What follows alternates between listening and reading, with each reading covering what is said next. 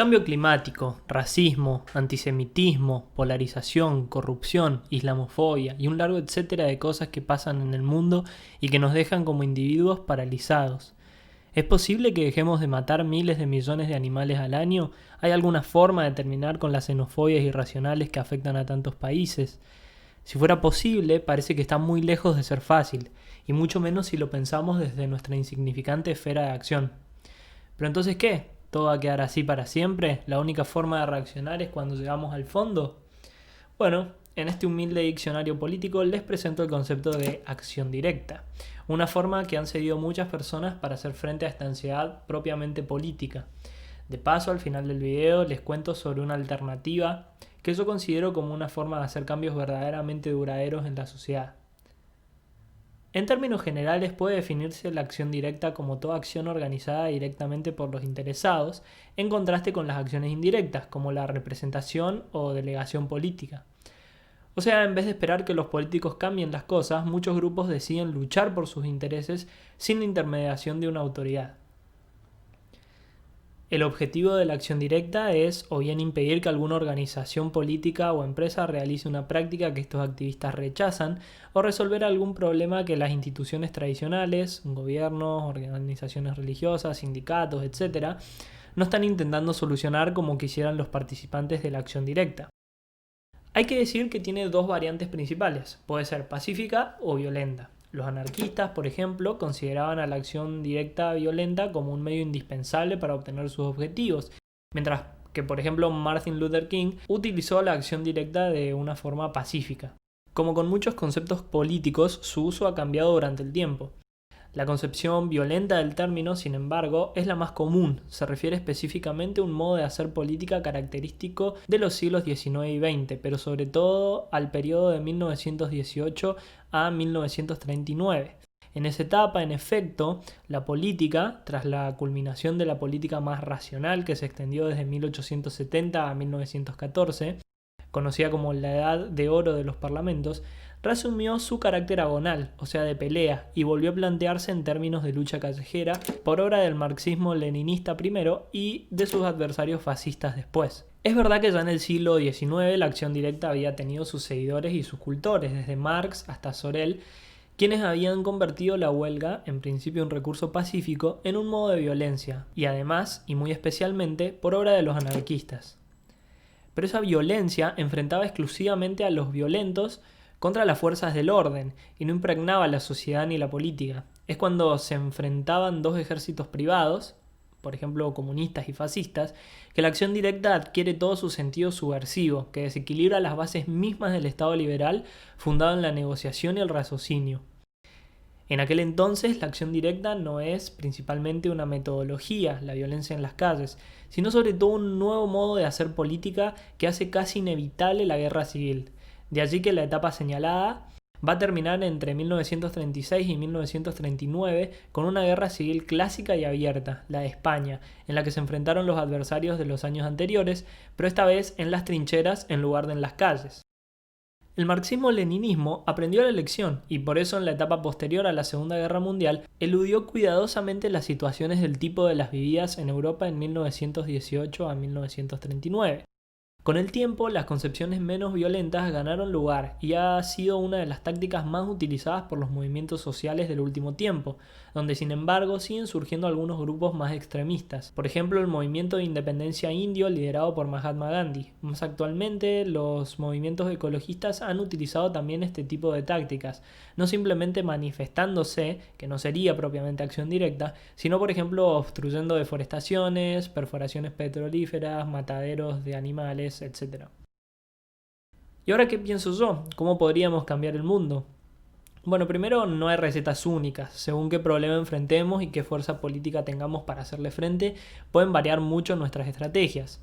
Creo que la acción directa es valiosa, pero no es necesariamente la forma más efectiva de lograr objetivos sociales. Y sobre todo no creo que sea la mejor mentalidad en lo que a política se refiere. No hay que rechazar a la política tradicional como motor de cambio, puede facilitar muchas cosas. El único tema es que para hacer política se necesita llegar a obtener representación y esto lleva tiempo y muchos recursos. Pero quizás llegando a garantizar cierta representación se pueden generar cambios mucho más profundos. Por otro lado, no soy muy afín a las demostraciones públicas, no me gusta ver a las personas congregadas como una masa uniforme e inconsciente, y más allá de mis problemas elitistas no creo que sea tan efectivo. Mi solución es más bien un tipo de mentalidad, una idea con la que yo intentaría enfrentar las distintas problemáticas. Creo que para generar cambios duraderos, eficientes y rápidos hay que facilitar las buenas opciones. ¿Qué quiero decir con esto? Bueno, pongamos de ejemplo el problema de la consumición de carne. ¿Qué alternativas se nos plantean para resolver esto? Primero me puedo hacer vegano o vegetariano según qué tan lejos lo quiera llevar, es una opción personal, me voy a sentir mejor y quizás hasta inspire a otras personas. Pero estadísticamente no es muy significativo, no voy a ver grandes cambios a nivel mundial por esta pequeña decisión. Ojo, esto no hace que sea mala o que no haya que hacerlo, solamente digo, a los fines de cambiar el mundo, pierde frente a otras propuestas. Como segunda opción, puedo por otro lado meterme en un activismo más férreo, ir a marchas, publicar en redes, convencer quizá a mi familia y amigos. Bueno, esto quizás es un poco mejor en términos numéricos, pero bastante insignificante de todas formas. Aparte me arriesgo a ser esa persona que nadie se fuma y que se cree moralmente superior a los otros y los demás vicios que suelen acompañar al activismo. Tercero, puedo intentar los caminos de la acción directa, violenta o pacífica, boicots a productores de carne, protestas efusivas, llorar cada vez que veo un patty. Pero de nuevo, en términos políticos, y aunque quizá le doy a la causa más visibilidad que con otras formas antes descritas, sigue siendo poco efectivo. La solución que yo entiendo puede ser mucho más efectiva es hacer a nuestra opción mucho más accesible que la que intentamos destruir. Lo que planteo es que no hay que pensar en los demás como el enemigo, sino más bien como posibles consumidores de nuestra opción. En el caso del consumidor de carne es importante preguntarnos ¿por qué lo hace? Me animo a decir que la mayoría de las personas que consumen carne en el mundo lo hacen porque es una de las mejores comidas en relación precio, nutrición y sabor. Si todas las personas tuvieran la misma plata y tiempo que nosotros los ecologistas chetos, obviamente que podrían pensar 2 veces lo que llevan a la mesa. Ahora la cuestión ¿es posible hacer que las opciones veganas se equiparen a la carne? Yo diría que en gran medida sí. Vamos paso a paso.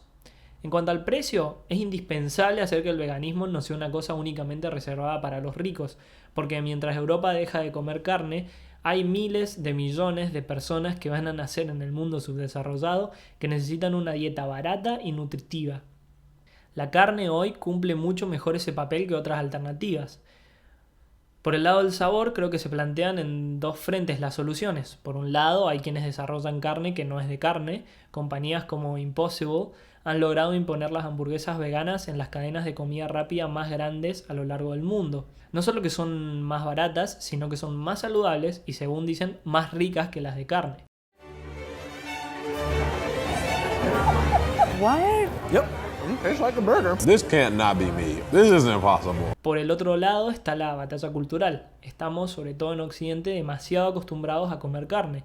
Es muy importante poder desde ese lado facilitar las opciones vegetarianas. Y en este sentido hay mucho más margen de acción para las personas comunes como nosotros. Podemos compartir recetas, empezar un negocio vegetariano, etc. Si tenemos una mirada, por así decirlo, más empresarial, podemos lograr pasos gigantes en muchos frentes. En la descripción les dejo algunos de videos de gente que creo que está haciendo precisamente eso. Por ejemplo, un ex directivo de Tesla, que es de paso otra empresa que aborda las problemáticas con la mentalidad que les propongo, está vendiendo colectivos eléctricos a ciudades que antes no podrían haber soñado con comprarlos. Boicotearon las fábricas de Mercedes-Benz, llenaron las redes sociales de comentarios ofensivos contra los que tomaban colectivos tradicionales. No, simplemente le permiten a las ciudades pagar progresivamente por el precio de las baterías, de la misma manera que pagarían la gasolina para los colectivos normales. Como este hay miles de ejemplos y creo que es la mentalidad que nos va a servir para cambiar al mundo. Obviamente que no te estoy diciendo que te pongas ya una empresa o que le enseñes recetas a todo el mundo, tampoco pretendo que sea una solución a todos los problemas. El mundo es demasiado complejo como para reducirlo a un solo método. Me parece una mentalidad recomendable y es la forma en que yo intento aportar mi granito de arena. Espero sus opiniones y críticas en los comentarios, me gustaría saber qué piensan del tema y de lo que propongo.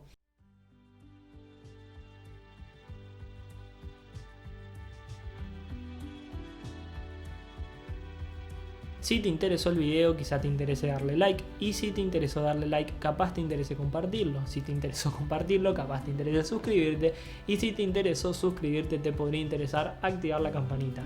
Un saludo grande.